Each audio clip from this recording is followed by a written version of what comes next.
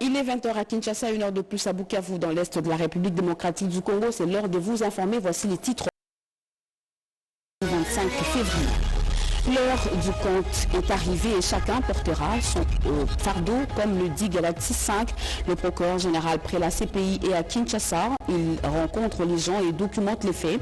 Les crimes de guerre ont été commis dans l'est de la République démocratique du Congo. C'est une certitude. Ce sont les couples qu'il faudra déterminer. Les entreprises du portefeuille ont mis la main à la pâte. L'effort de guerre, plus de 25 millions de dollars déjà mobilisés. Le chèque a été présenté au ministre de tutelle cet avant-midi. L'effort de guerre est multiforme et participation multidimensionnelle. Les Ouazalendo de Fizi bénéficient d'un soutien substantiel en vivre et non vivre. L'œuvre est d'un patriote congolais, fils du terroir. Voilà pour les titres. Mesdames et messieurs, bonsoir et très heureuse de vous retrouver à travers cette grande édition d'information sur la chaîne nationale. C'est parti pour une demi-heure d'information.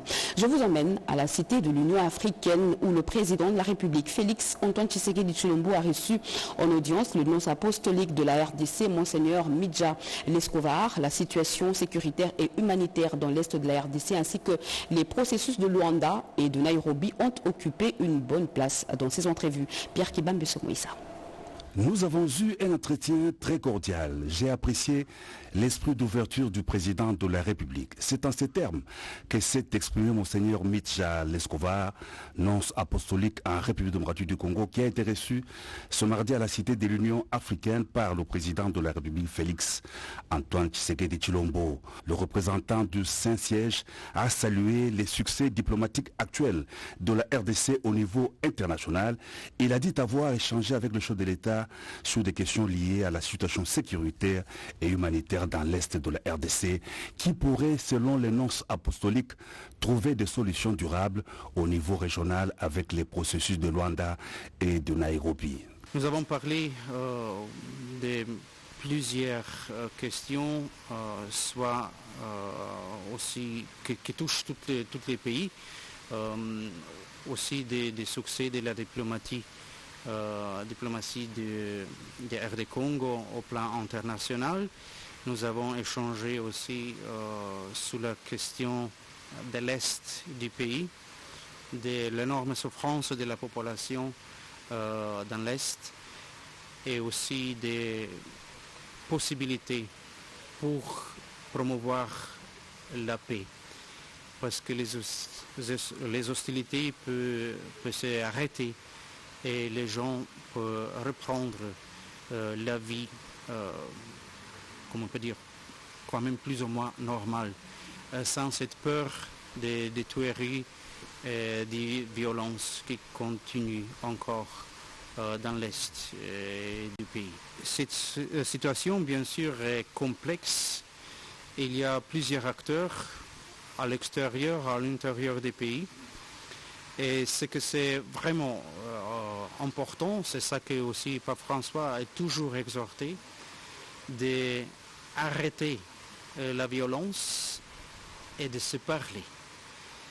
C'est la question aussi de trouver les solutions au plan diplomatique. Il y a aussi pour cette action diplomatique déjà un cadre qui sont les processus de Luanda et de Nairobi, qui maintenant sont deux processus complémentaires, même on peut le dire dans quelque manière fondus ensemble, chacun avec ses aspects. Mais c'est surtout dans ce cadre-là que aussi le Saint-Siège soutient tous les parts intéressés à ce conflit, de se mettre aux tables et de trouver les solutions dialoguées. Ce n'est pas avec la force, avec les armes, avec le terreur envers la population qu'on peut obtenir la paix. Monseigneur Midja a par ailleurs indiqué que le chef de l'État l'a rassuré de ses prières pour le pape François qui se trouve ce jour dans les hôpitaux. Karim Khan, procureur de la Cour pénale internationale CPI, est arrivé ce lundi à Kinshasa. Il a rencontré aujourd'hui les autorités congolaises pour consolider la feuille de route sur la justice en lien avec les événements de l'Est de la République démocratique du Congo. Il a échangé avec le président de la Cour constitutionnelle, Dieudonné Kamuleta. Le procureur général de la Cour pénale internationale, Karim Khan, en visite officielle de 48 heures à Kinshasa, a rencontré mardi 25 février 2025 le président de la Cour constitutionnelle et président du Conseil supérieur de la magistrature, Dieudonné Kamuleta. L'échange entre les deux personnalités a tourné autour du suivi que la CPI assure des crimes commis dans l'Est de la République démocratique du Congo par l'armée rwandaise et ses supplétifs du M23, susceptibles d'être pris en charge par son office. C'est une étape clé dans la quête de la justice pour les victimes des récentes atrocités. En sa qualité du président du Conseil supérieur de la magistrature, Dieudonné Kamuleta a rassuré son hôte de la disponibilité du pouvoir judiciaire congolais pour l'accompagner dans sa noble mission, celle de rendre justice aux victimes des atrocités graves en République démocratique du Congo. Suivez à présent ce qu'a été l'arrivée de Karim Khan, procureur près la Cour pénale internationale à Kinshasa. Lors de son premier point de presse avec les médias nationaux et internationaux qui étaient nombreux à l'aéroport de Njili pour l'accueillir, le procureur de la Cour pénale internationale, Karim Khan, a eu des propos très durs à l'égard de tous les criminels qui violent impunément les droits humains en République démocratique du Congo.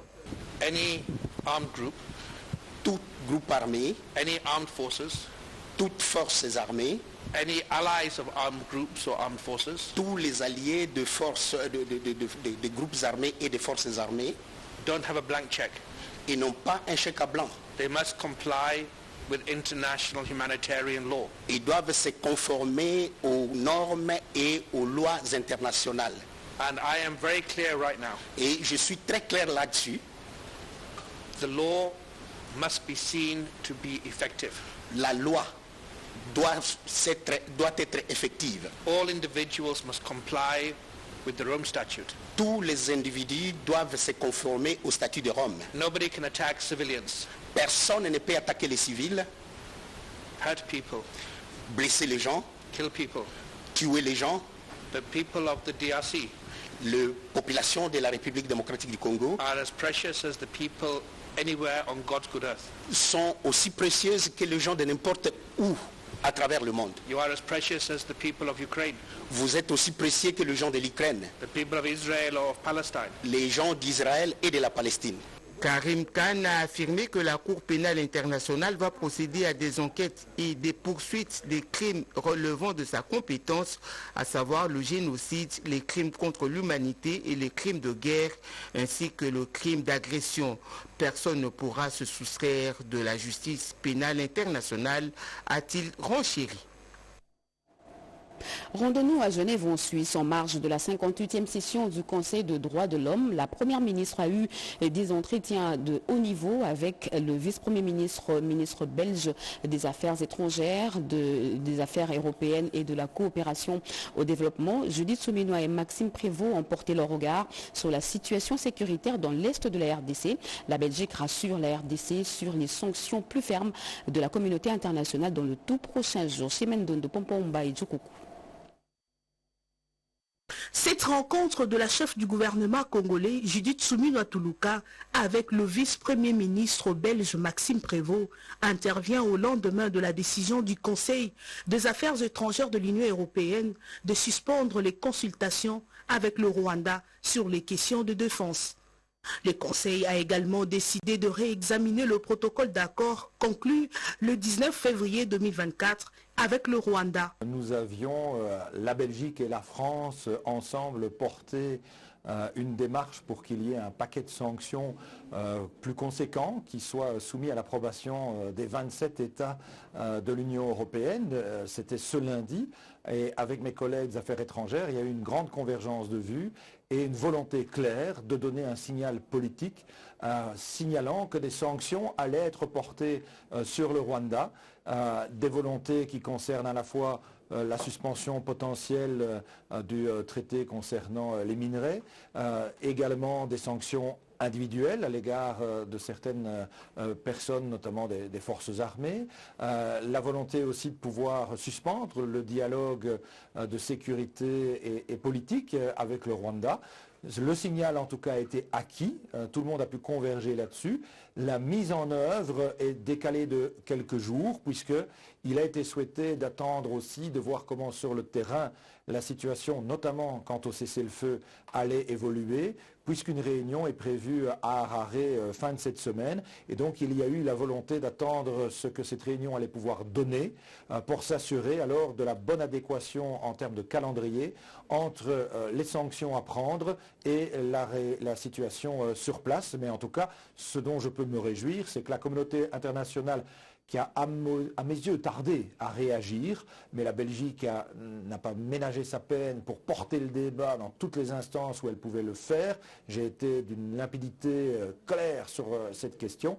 Enfin, s'est réveillé et est disposé maintenant à envoyer un signal clair à l'attention du Rwanda. Pour favoriser le développement de chaînes de valeur durables et résilientes pour les matières premières critiques.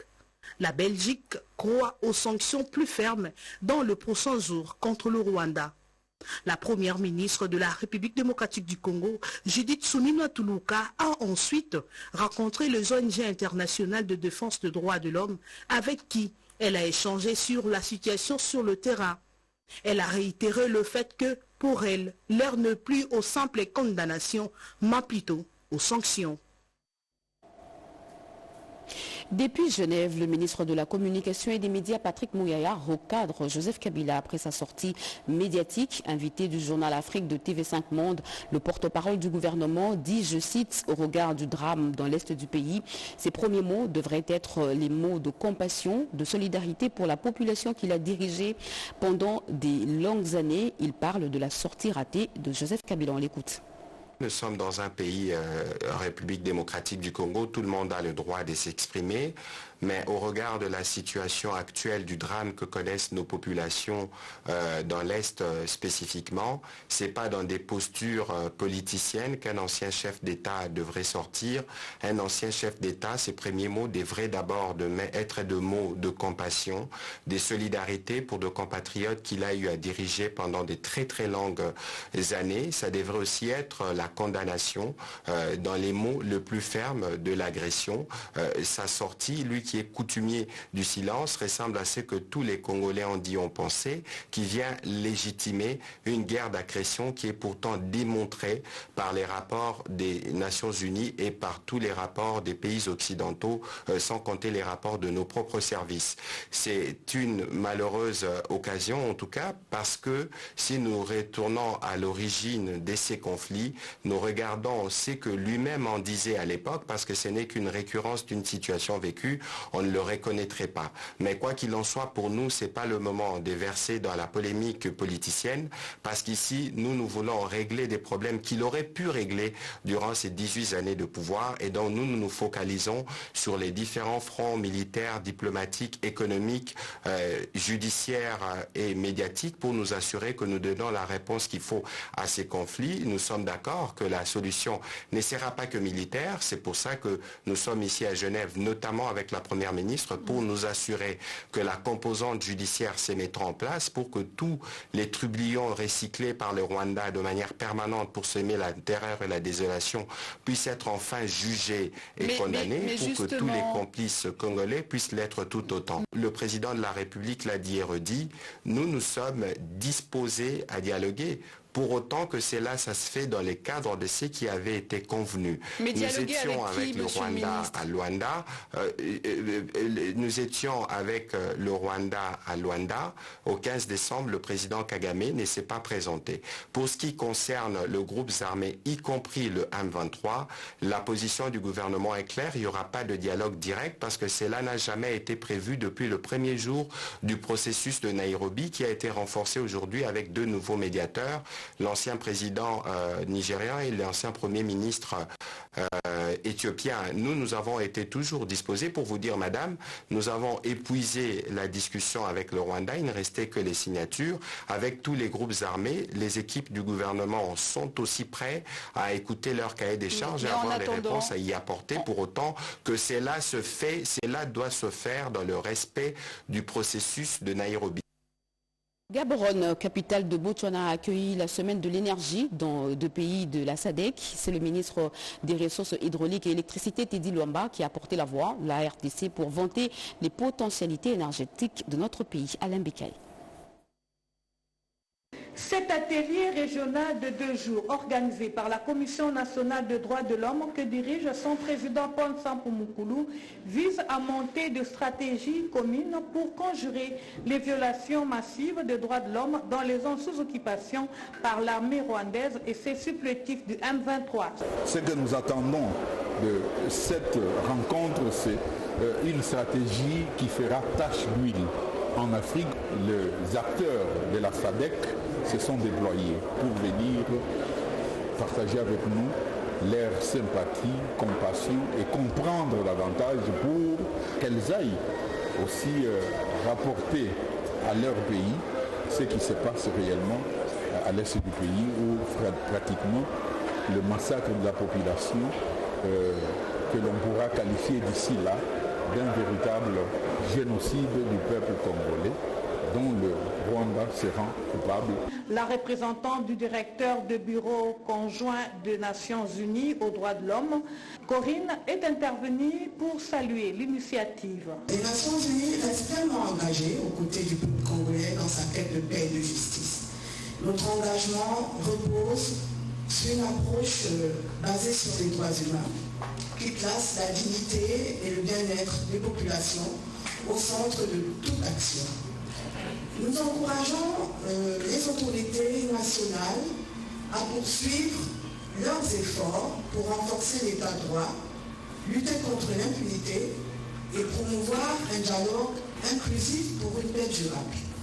Plusieurs personnalités politiques, judiciaires et de la société civile ont pris part à la cérémonie d'ouverture, parmi lesquels les coordonnateurs du mécanisme des suivis, le professeur Alphonse Toumbalouaba, le professeur Sylvain Loumou de la Cour constitutionnelle, le professeur Taylor Loubamba, chargé à la présidence de la République, la vice-présidente de la CNDH-RDC, maître Joël Konambamba, le commissaire national Jean-Richard Chibanda de la CNDH-RDC, chargé des droits politiques et civils.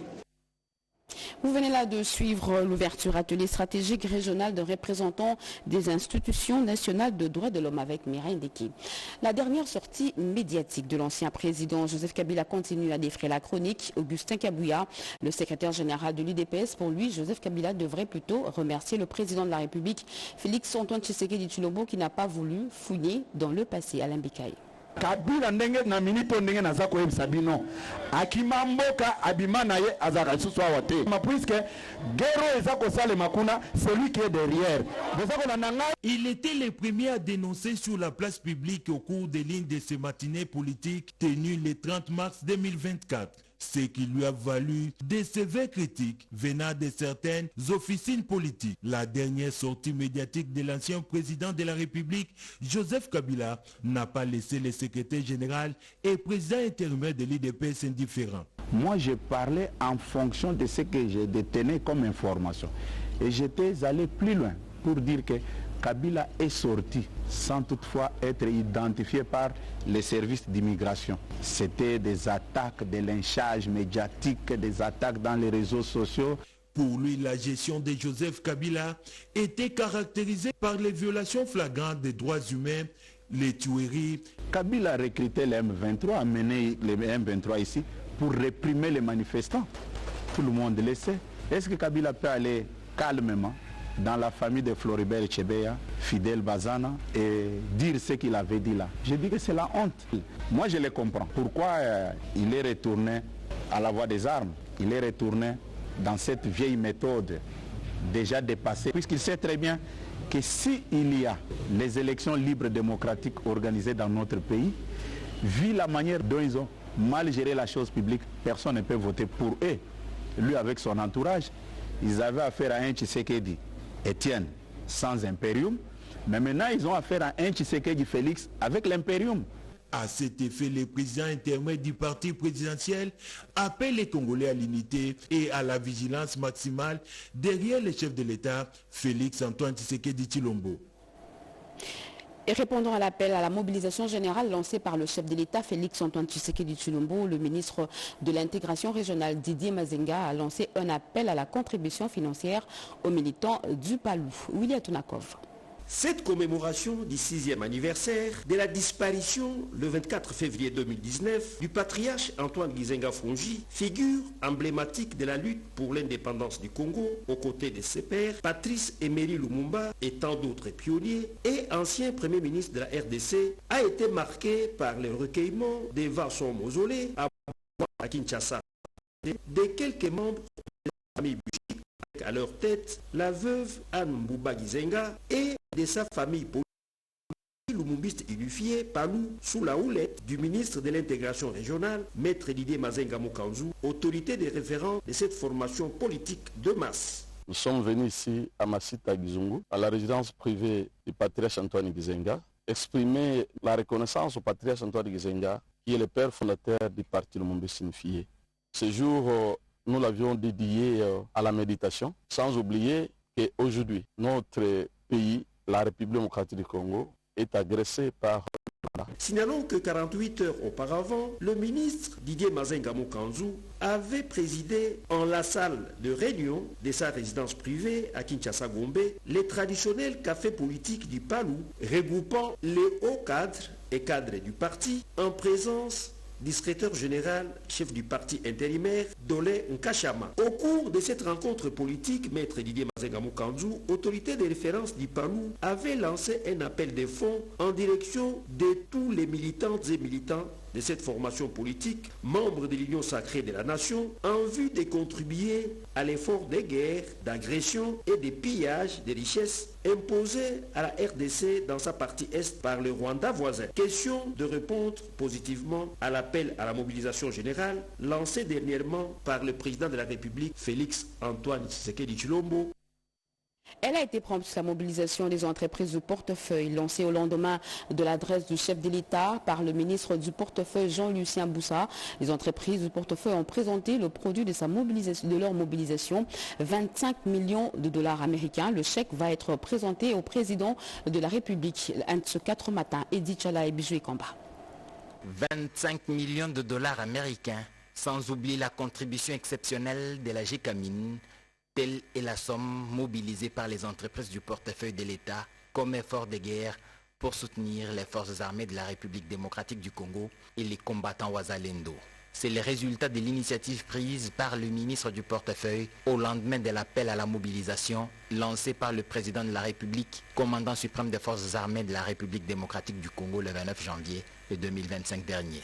Outre cette contribution exceptionnelle de la GECAMIN et divers apports en nature, voire logistique, le ministre Jean-Lucien Boussa, qui a symboliquement réceptionné le chèque de cette somme, s'est réjoui de la mobilisation des entreprises du portefeuille de l'État pour cette fin. Il promet de présenter ce chèque au président de la République. Si nous, entreprises du portefeuille de l'État, nous devons sortir les derniers dollars qui doivent nous permettre de gagner l'intégrité de notre territoire, de bouter l'ennemi dehors, nous allons le faire. Il n'y a pas d'entreprise sans pays. Il n'y a pas d'entreprise sans patrie. Ce n'est pas possible. Et c'est dans ce sens que nous considérons que ce que nous faisons n'est pas un sacrifice simple, mais une vraie responsabilité. Pour le ministre Jean-Lucien Boussa Tongboa, il n'y a pas d'entreprise sans pays ni patrie. C'est ainsi qu'il remercie tous les mandataires publics, les cadres et les employés des différentes entreprises du portefeuille pour s'être appropriés cet appel du chef de l'État Félix Antoine Tshisekedi. Et l'Organisation internationale pour les migrations OIM est déterminée à appuyer et soutenir financièrement le programme de désarmement, démobilisation, relèvement communautaire et stabilisation pour la réinsertion des anciens combattants démobilisés dans la province de l'Ituri. Peggy Mukunda pour le reportage. Après la démobilisation des ex-combattants dans la province de l'Ituri, cap vers leur réinsertion professionnelle. Pour ce faire, l'Organisation internationale pour les migrations, partenaire du programme de désarmement, de mobilisation, relèvement communautaire et stabilisation PDDRCS, s'est dit prête pour la concrétisation de ces processus. J'espère un bon travail sur le terrain en appuyant des ex-combattants qui veulent regagner leur vie auprès de le communautaire. Cette dernière était l'hôte du coordonnateur national du PDDRCS, Jean Dédieu, Désiré Ntangatita, et de son adjointe en charge des questions techniques et opérationnelles, Marie-Chantal Lumba Chimanga. Une rencontre qui a permis aux deux parties de trouver un point d'ancrage et de planifier des projets prioritaires selon les filières ciblées pour les activités préparatoires à la réintégration des démobilisés dans leurs communautés respectives. Répondant à l'appel de son Excellence Félix Antoine Tshisekedi Tshilombo, président de la République, 1200 combattants ont volontairement décidé de déposer les armes dans l'Ituri. Et cela représente une activité prioritaire pour le PDDRCS en ce moment, afin d'échanger sur nos priorités, sur notre vision et sur la manière dont nous pouvons travailler ensemble en tenant compte de nos priorités nationales. La réussite totale de ce processus garantira le retour de la paix dans cette partie du pays.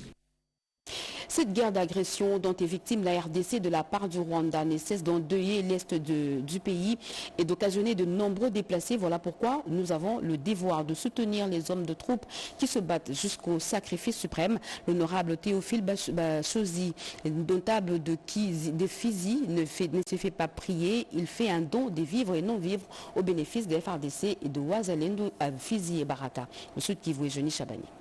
Face à l'agression de l'armée rwandaise avec son supplétif, les M23, tout Congolais a le devoir patriotique de soutenir les FARDC et les Wazalendo qui se battent pour la défense de la patrie. C'est pour renforcer la solidarité et la cohésion nationale.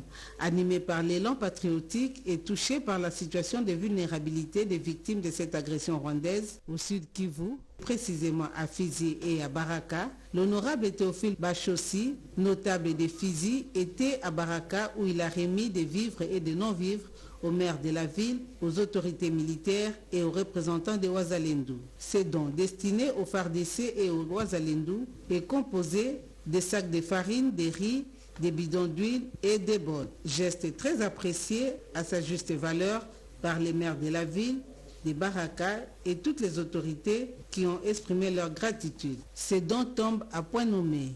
Ils ont demandé à d'autres fils et filles des Fizi et des Baraka de porter à leur tour secours aux compatriotes en détresse avec les produits pharmaceutiques et des kits de réinsertion sociale pour répondre aux défis de l'accentuation de la pauvreté occasionnée par la guerre d'agression. Nul n'est censé ignorer la loi. Les textes légaux sur la création, l'organisation et le fonctionnement des comités provinciaux et locaux de sécurité doivent être connus par la population afin de lui permettre de participer activement à travers ses représentants locaux. Le vice-premier ministre, ministre de l'Intérieur et Sécurité, Jacques Chabani, a lancé officiellement la vulgarisation de ces textes. Nous avons Bobo Anan Mokonti pour les détails. Inviter la population à être partie prenante et actrice dans la sécurisation de son milieu naturel, c'est ce qu'on peut retenir de cette activité du lancement officiel de la vulgarisation des textes légaux sur la création, l'organisation et le fonctionnement des comités provinciaux et locaux de sécurité. Le gouvernement de la République s'est engagé à mettre sur pied une politique de défense et de sécurité fondée sur 6 fonctions stratégiques, à savoir connaître, prévenir, anticiper, dissuader, protéger et enfin intervenir. Porté par le vice-premier ministre, ministre de l'Intérieur et Sécurité, Maître Jacques Chabani, cette action se veut une approche participative de la population à travers ses représentants locaux à l'orientation des décisions à prendre relatives à la recherche de la quiétude dans son milieu de vie. La gouvernance sécuritaire à la base, tous mobilisés pour notre sécurité. Voilà la quintessence de ces textes. Pour rendre effectif et efficace l'organisation des réunions de sécurité à tous les niveaux, de la province jusqu'au village, dans nos rues et avenues, avec l'implication de la population, J'ai signé en date du 4 novembre 2024 2 arrêtés portant mesures d'application du dit décret. Cette grande réforme nécessite une meilleure connaissance, une bonne maîtrise et une stricte application par tous les acteurs étatiques et non étatiques, et cela à tous les niveaux, de ces textes et principes afin de contribuer efficacement à la restauration et à la consolidation de l'autorité de l'État. Pour ce faire, une commission permanente d'appui à la gouvernance sécuritaire et d'accompagnement des comités locaux et aura comme rôle de collecter les données relatives à la sécurité en impliquant la population à la base, l'approche du renforcement des capacités pour répondre aux défis ainsi que la sensibilisation aux conflits et genres parmi les innovations qui découlent des travaux de 4 jours de plus de 700 membres des comités locaux de sécurité de 24 communes de la ville de Kinshasa, site pilote pour ces assises. Mobilisation générale face à la menace existentielle contre la République démocratique du Congo. Eh bien, la G24 de l'honorable Jean-Marie Lukulasi Massamba poursuit la sensibilisation des jeunes pour leur recrutement dans l'armée. Après Kinshasa, il va mettre le cap sur la ville de Mbanza-Ngungu dans la province du Congo central. Les jeunes de 18 à 23 ans, apprêtez-vous. Et juste après ce journal, vous suivrez ce qu'a été la mobilisation dans la ville de Kinshasa, précisément dans la commune de Kalamo. Fin de ce journal, mesdames et messieurs, merci de l'avoir suivi. Merci à vous qui nous suivez à Matadi, dans le Congo central et partout ailleurs sur satellite. Vous êtes sur la RTNC, l'actualité continue sur nos antennes retrouvées à 23h. Robert Ndaye, moi je vous reviens demain à 20h avec le même plaisir. Au revoir.